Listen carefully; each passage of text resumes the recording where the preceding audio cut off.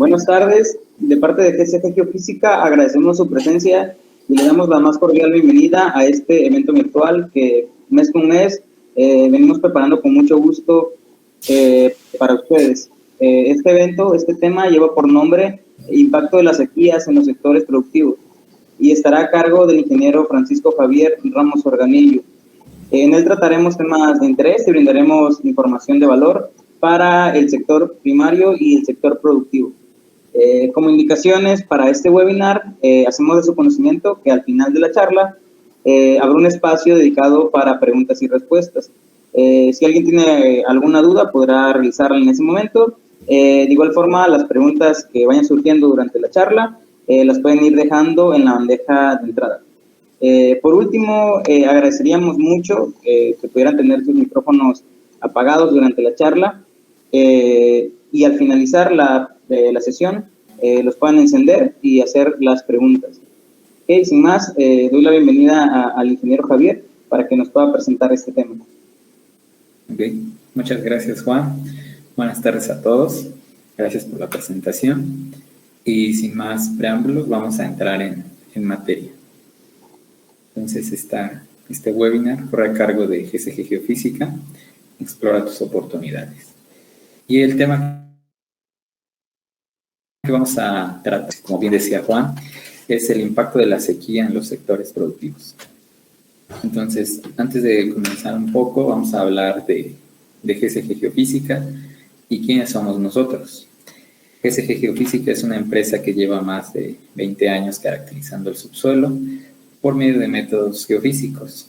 Somos profesionistas de diferentes áreas de las geociencias y ingenierías y damos soluciones integradas a problemas geológicos.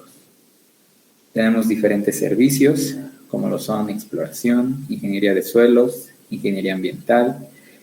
También tenemos venta de equipo y adquisición de datos geofísicos, gestión de riesgos, consultoría y capacitación. ¿Cómo lo hacemos? Bueno, tenemos diferentes métodos, como son percepción remota, prospección magnética, métodos geoeléctricos, electromagnéticos. Hoy propiamente podríamos abordar lo concerniente al método geoeléctrico, que es lo que se usa cuando son este tipo de estudios o este tipo de situaciones como son las sequías. También tenemos métodos como el geoquímico, los sísmicos y los radiométricos. Entonces, ¿qué es la sequía? Bueno, es una anomalía climatológica transitoria en la que la disponibilidad del agua se ve comprometida o limitada en un determinado espacio geográfico, ¿no? Entonces, recientemente aquí en México hemos vivido un periodo de sequía que generalmente no ocurre, pero que en recientes años se ha venido dando de manera más frecuente. Nosotros teníamos un temporal muy bien definido, en donde los meses de marzo y abril eran calurosos, pero seguidos tenían lluvias de manera esporádica, y los meses más lluviosos venían siendo los meses de junio, julio, agosto, incluso hasta septiembre. Ahora ya no es así, ahora las lluvias se vuelven torrenciales y los periodos de sequía se vuelven más prolongados. Entonces, ¿la sequía a qué sectores afecta? Bueno, uno de los sectores que afecta es el sector agrícola. ¿Cómo lo afecta? Bueno, vienen las pérdidas de la cosecha. Como bien sabemos, las cosechas necesitan agua, abundante agua, constantemente necesitan ser regadas. Si existe un déficit en la disponibilidad de agua que se pudiera dar a estos cultivos, entonces la planta se ve comprometida y en muchos de los casos se ve afectada y perdida. También esto debido a que ya no hay suficiente producto y entonces necesitamos buscar formas para que el producto salga, y estas formas pues pueden ser costosas, como el hecho de traer pipas de agua, traer esta agua en otros lugares, hace costoso el mantener los cultivos. También viene con el abatimiento del nivel freático. Mucha del agua que las plantas pudieran también absorber viene del manto acuífero que se encuentra en el subsuelo. Si nosotros tenemos un periodo de sequía, y este periodo de sequía además viene acompañado de extracción de los mantos acuíferos, bueno, pues el nivel freático irá bajando progresivamente hasta que lo encontremos a una profundidad tal que sea muy difícil de sacar, ¿no? Entonces eso también le afecta a los cultivos porque ya no tienen la suficiente humedad como para crecer de manera autónoma. Y bueno, también esto lleva a una resequedad de los suelos porque ahora la humedad ya no está presente a superficie, entonces está más abajo, por lo tanto las plantas pues no pueden crecer.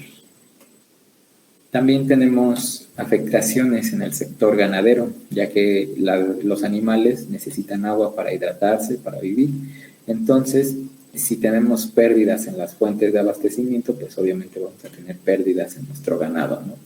También muchos de los ganados que tenemos principalmente se pueden llegar a alimentar de pastizales. Hay muchos ganaderos que optan por esta forma de alimentación de sus cabezas. Entonces, el hecho de que no haya humedad en el suelo, que no se propicie el crecimiento de pastizales, entonces viene en un déficit de la alimentación de los animales, ¿no? Entonces, eso se traduce en pérdidas.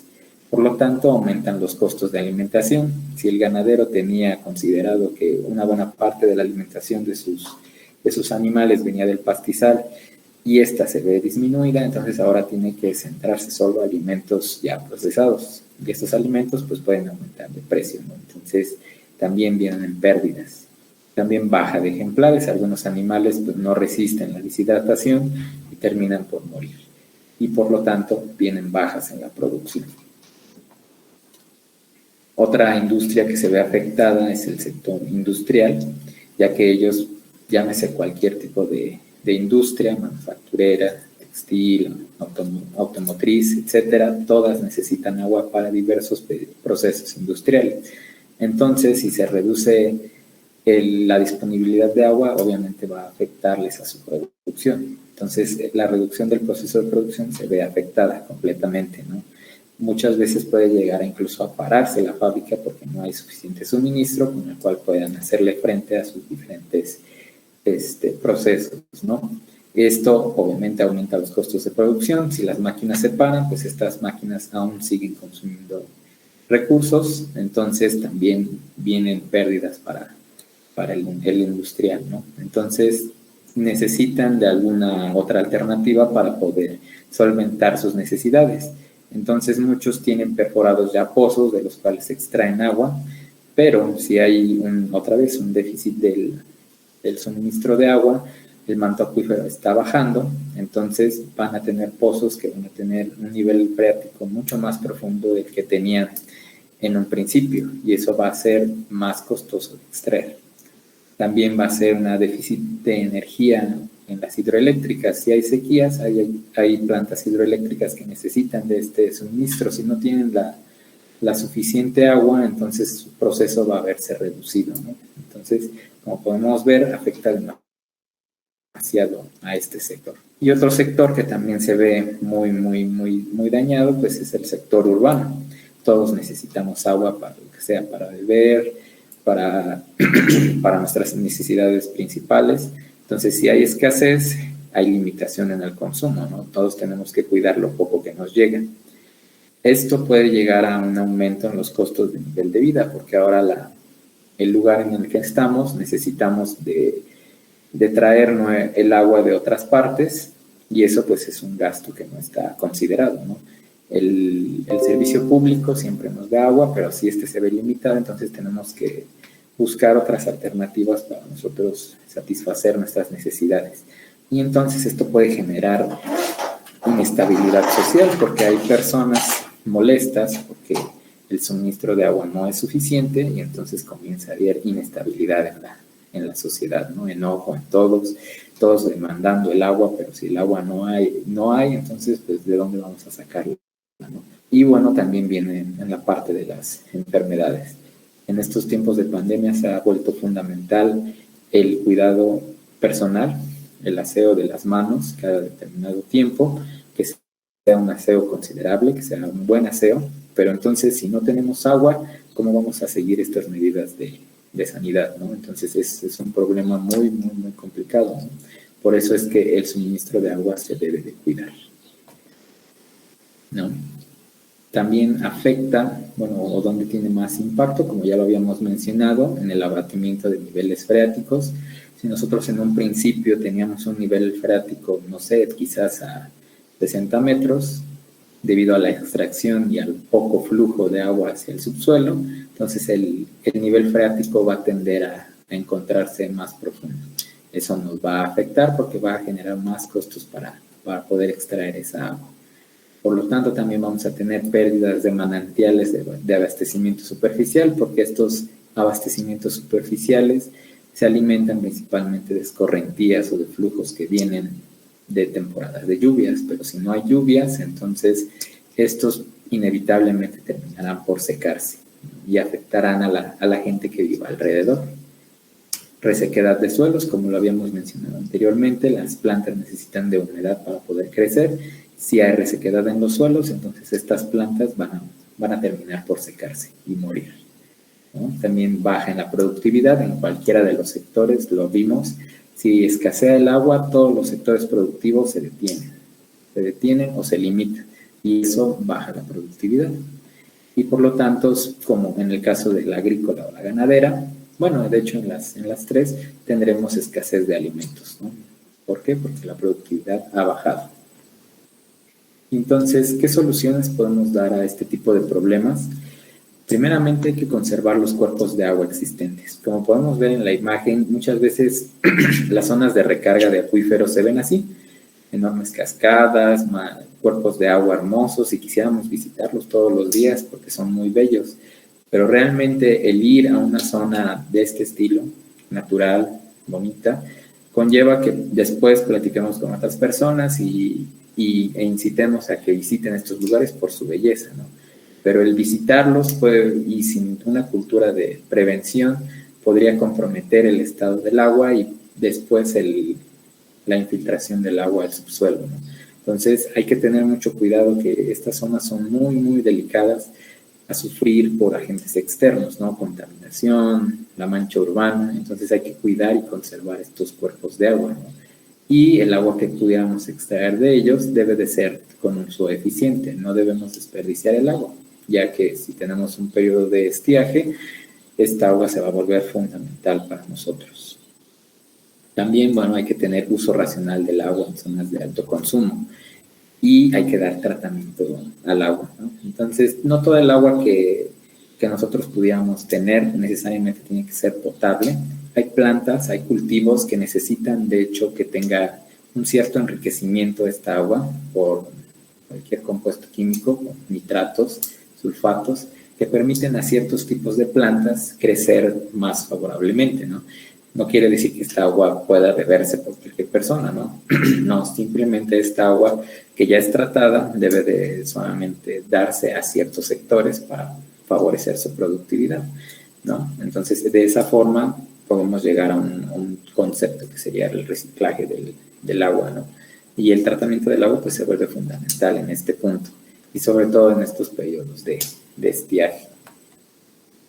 También pues hay que restablecer las zonas de recarga y determinar su factibilidad para la recuperación del acuífero, ¿no? No debemos de invadir estas zonas de recarga, ¿no? El hecho de construir en una zona de recarga es dañar el acuífero por completo, es tapar la única entrada que tiene el agua hacia el subsuelo, y eso inevitablemente en algún momento nos va a afectar porque, como decíamos, el nivel freático está en un punto, y si nosotros extraemos y no hay un, entonces esta agua va yendo hasta que llegue un punto en el que inevitablemente nos la acabemos, ¿no? Entonces necesitamos no detener el ciclo del agua, permitir que el agua pueda infiltrarse y pueda seguir su camino sin que nosotros intervengamos en ello. Por lo tanto, debemos restablecer estas zonas de recarga, tenerlas muy bien ubicadas, que ya se tienen ubicadas, y cuidarlas, no dejar que nadie construya en estas zonas, o por lo menos que tenga algún tipo de control. Y bueno, lo que deseamos es reciclar el agua tratada con infiltración para el acuífero, como hay algunas obras hidráulicas, como los pozos de absorción, donde básicamente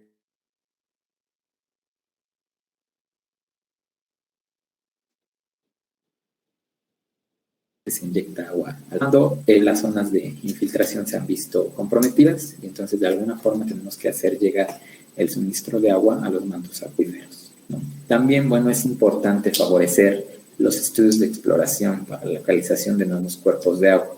En estos tiempos de estiaje, donde ya conocemos nuestra fuente de suministro, si nosotros comprometemos la fuente de suministro, una alternativa sería tener una fuente adicional, ¿no? Entonces, ¿cómo vamos a conocer las fuentes adicionales? Pues hay que favorecer la exploración, hay que buscar hacer estudios que permitan conocer las características del subsuelo y que nos permitan identificar estas fuentes para futuras extracciones de agua, para futuros pozos de agua, ¿no? Entonces, la exploración se vuelve fundamental para que nosotros podamos asegurar el suministro de agua para futuros episodios de estiaje. Entonces, estudios para determinar zonas porosas, que viene de la mano con esto. El estudio de exploración me va a permitir determinar qué materiales tengo en el subsuelo y las características que tiene cada uno de ellos. De esa forma yo sabré en qué material se podría anclar el manto acuífero y las posibilidades que hay de extraer el agua de ese estrato. Entonces, hablando un poco del estudio de exploración, pues ¿qué ventajas tiene realizar un estudio de exploración? Bueno, pues reduce los gastos innecesarios por desconocimiento de la profundidad y distribución del acuífero. Muchas veces nos hablan y nos dicen que ya tienen un programa de perforación, digámoslo así, en donde ya han acordado 500 metros y llega el perforista, perfora y, oh sorpresa, no hay agua, ¿no? Entonces, ¿qué pasó ahí? Bueno, pues no tenían el conocimiento sobre cómo era la distribución de los materiales a profundidad. Entonces, es como jugársela al azar. Llega el perforista, perfora y no encontró nada. Entonces, es necesario tener el conocimiento de cómo se distribuyen los materiales en el subsuelo para poder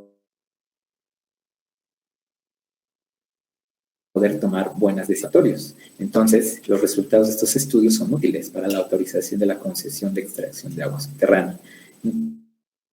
Incluso el organismo encargado de mediar la extracción de agua es con agua, y con agua para poder dar el permiso de concesión y el permiso de perforación necesita saber cuál es la distribución de los materiales en el subsuelo del punto en el que se busca la concesión. Entonces,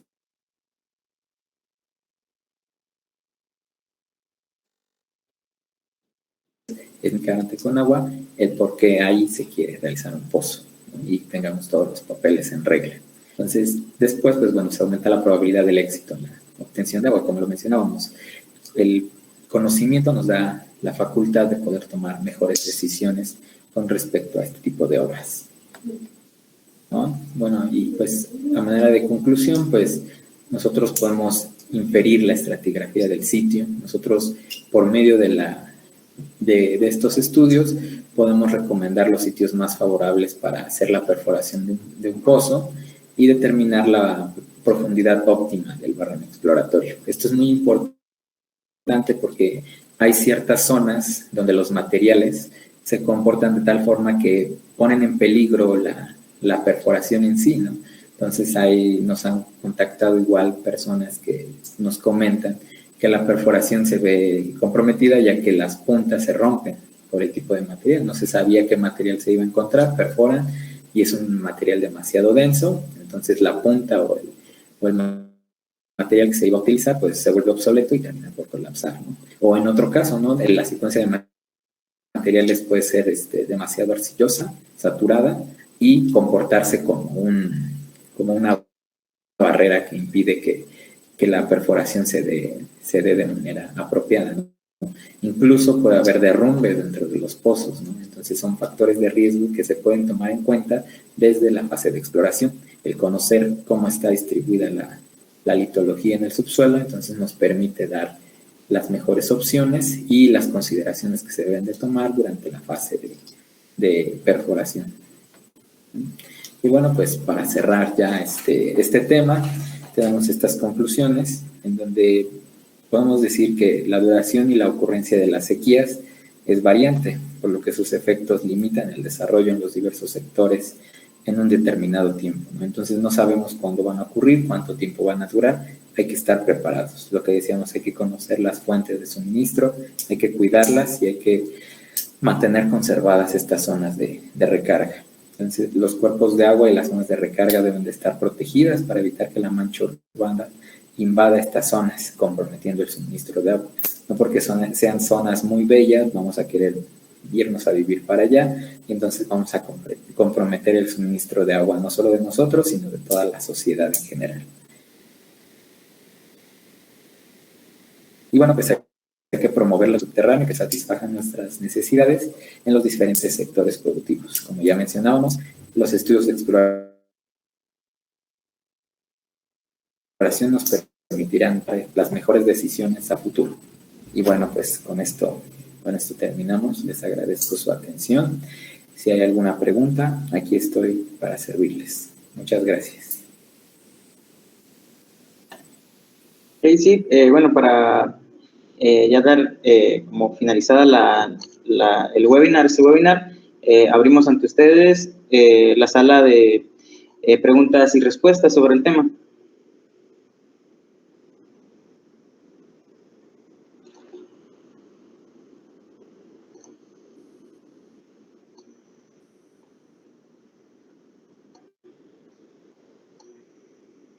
Por mientras formulan sus preguntas, también abrimos ante ustedes la invitación para nuestro siguiente webinar, que sería en el mes de julio, el 23 de julio, y llevaría por nombre Identificación y Evaluación de Zonas de Riesgo.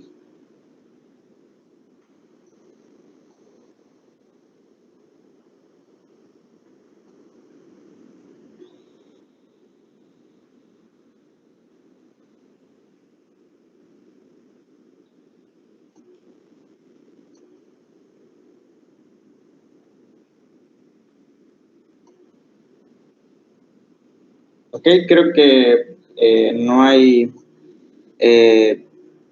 preguntas o dudas sobre el tema, entonces, en este caso que no las hay, agradecemos muchísimo al ingeniero Javier por traernos toda esta información de muchísimo valor y muy importante para los sectores productivos. Con eso podemos dar por finalizada nuestro webinar de este mes de junio. Muchas gracias, Javier. Muchas gracias a ustedes, un placer.